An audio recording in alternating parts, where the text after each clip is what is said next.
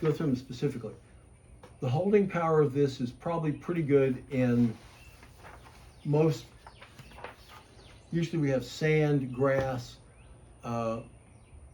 rock, and what's the other one? Gravel. This holds well in the rocky kind of stuff.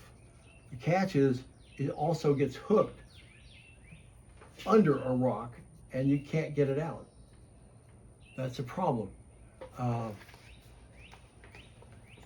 The Danforth type is great in mud, sand, even places where you need a heavy weight to punch through the seagrass or vegetation. It will hold well in gravel, does not hold well in rocks. Holds fairly well in almost all kinds of ground. So, and you'll notice this shape right here. So the foredeck of a boat is where you walk. Some of them have bowsprits. See this guy? See this up on the front of the boat? I'm gonna hold you first. On the front of the boat. Oh yeah. It's a little 4 or 5 foot bowsprit up there, right?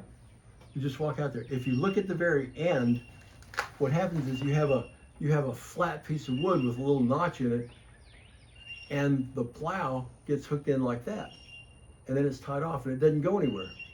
So this makes it particularly good for large boats that you don't want to mess with the anchor very much.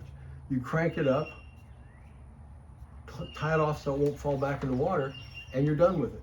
Very well in everything.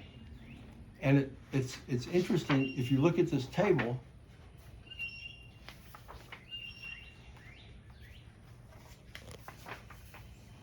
oh, here's a mushroom. There's a picture of a mushroom.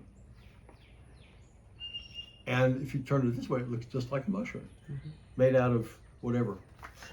But the point I wanted to get to was that table again, and comparing the Bruce.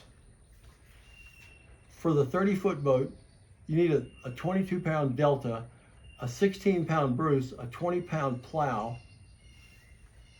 You see the deal is that the Bruce is actually lighter.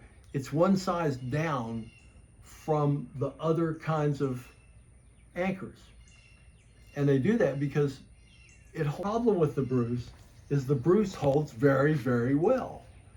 It digs in and stays there, including the time when you want to get it up and go somewhere else.